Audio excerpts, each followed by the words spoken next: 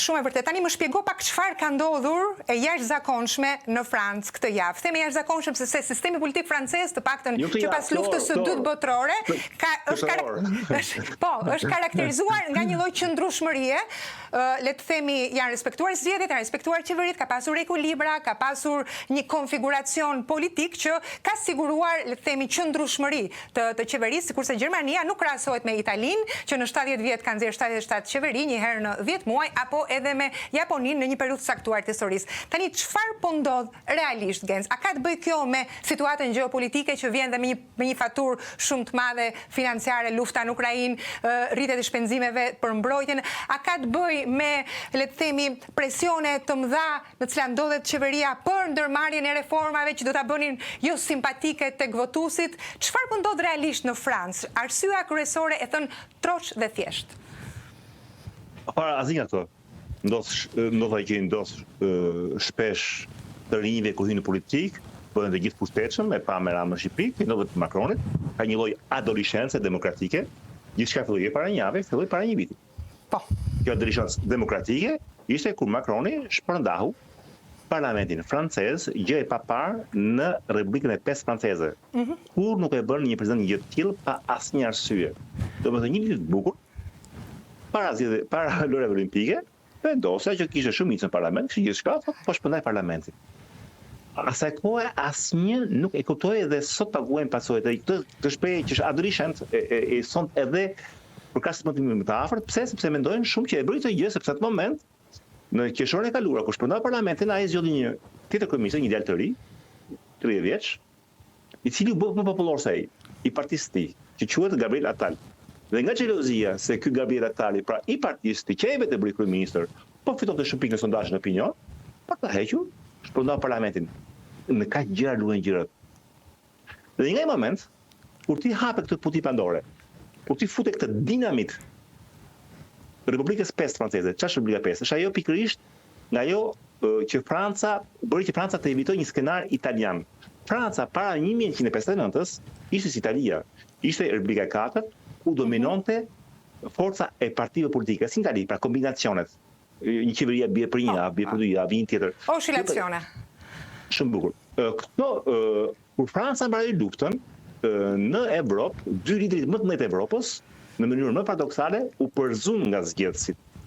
Edhe Churchilli në Angli, edhe De Gaulle në Francë u përzun.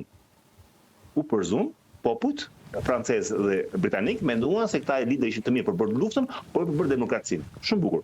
Dhe me largimin e këtyre, në të imigraci francez, si puna e natyrës që ka horror nga boshliku, e zuri, pra vënë një liderit të madh, karizmatik si De Gaulle, e zon partitë politike, që u hangën, u bën leshe për shes, më të themi në shqip në mënyrë vulgare. 15 vjet, u hangën kaq shumë sa që një moment këto parti i rikthyen prapë De Gaullit, hajde vëlla sill rregull. 15 ditë më mbrapa, De Gaulli rikthehet në 59 dhe thotë, "Okej, do në rregull. Po do në rregull, do bëjmë një diçka që s'ka bërë asnjë në Evropë, do bëjmë një pushtetut e cila do të ketë në qendër të saj një monark, mbaj mend të shprehje, një monark republikan, pra një monark të zgjedhur. Pra do ja japim çelësat e pushtetit si një mbreti, por një mbret të përkohshëm me 2 mandate. Do në bezoni. Edhe në referendum, votohet, pra Franca që nga i vit, është si Amerika dhe si Rusia, presidenti është ekzekutivi dhe kryeministri është thjesht një shef kabineti. Në Francë, presidenti ka gjithë levat. Dhe kjo i dha Francës një reakci institucionale të jashtëzakonshme, që nga 60 derisa sa i bie gati 65 vjet. 65 vjet që esën si një muzikë. E përkryer, edhe në momente ku kishim një president ndryshe nga majoranca, shkonte este puna. Vjen zoti Macron dhe pranë në një mënyrë komplet të pashpjegueshme shpërndan parlamentin para një viti dhe e çon popullin në zgjedhje të parakohshme legjislative. Dhe ndodh ajo që s'u ndodhur asnjëherë. Niset nga inati, shpesh në Francë voton për një kamp ose një tjetrin. Atë moment, francezët para një viti votuan për 3 kampe njëkohësisht. Unë jap atë shembullin, për këtë qytet, shembullin e emblemës së Mercedes-Benzit. Është ajo me 3 pjesë. Ky është sot parlamenti francez. Imagjinoni një ëmbëlsirë e ndasi ajo emblema e Mercedesit në 3 pjesë. Gjë që bën të pamundur zgjedhjen e një kryeministri. Të pamundur.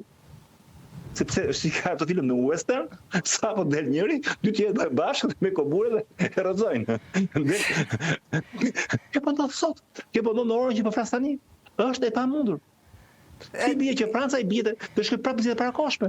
Po prapë të shkoj parakoshme. Prapë do votosh prapë për 3 pjesë. E kuptoj. Ose ajo që të paktën i druhen, le të themi, i druhet shumë kush në Bruksel, siç duket edhe në mediat europiane, e djathta ekstreme, disa nuk e quajnë më ekstreme, po e quajnë të djathtë, Marine Le Penit e zonjës Le Pen do të marrë pushtetin. Deri diku do të marrë ndoshta edhe presidencën, çka është e drejtë për një forcë politike të synojë të zgjerohet. Në Francë, keni dy qendra pushtetesh.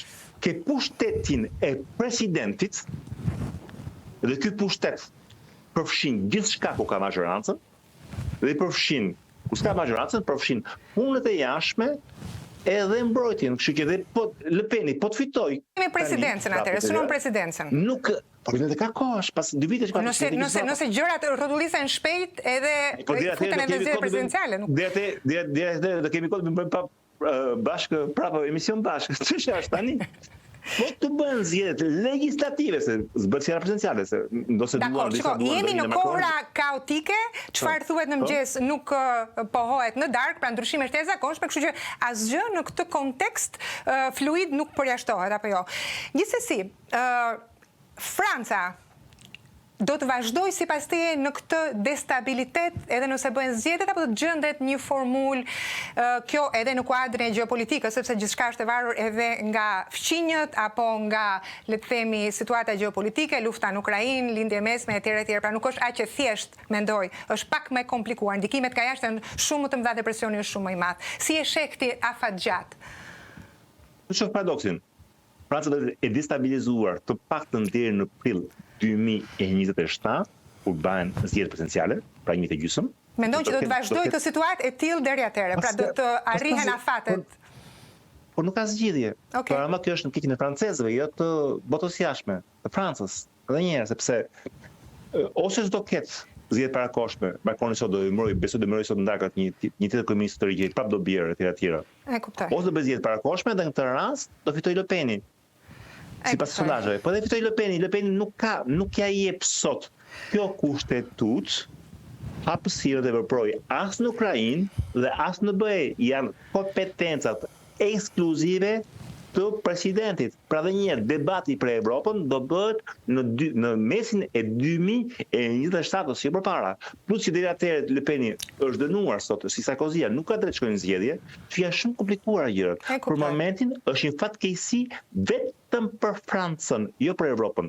Mund të lexoni artikuj në Evropë që shqetësohen për Francën, le të shqetësohen, me shumë drejtë, por për Evropën për momentin nuk ka as edhe një rrezik. Franca është një nga vendet themeluese të Bashkimit Evropian dhe nuk mund të shihet me indiferencë nga Brukseli. Jam shumë dakord, por duan analizë të mirë të hollë që të bëjnë analizën, pse edhe një herë po se bën analizë të mirë, do thotë që këto gjëra të mirë nuk sot impaktohet fare Evropa, sepse edhe një herë është kompetencë e presidentit.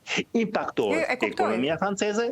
Sigurisht, kur impaktohet ekonomia franceze, impaktohet Evropa, po ekonomia dhe greke ekonomia greke nuk shkonte, dhe ajo italiane nuk shkonte, është normale, do një gjë që ndodhin. Më thej që Franca është sigurisht një rast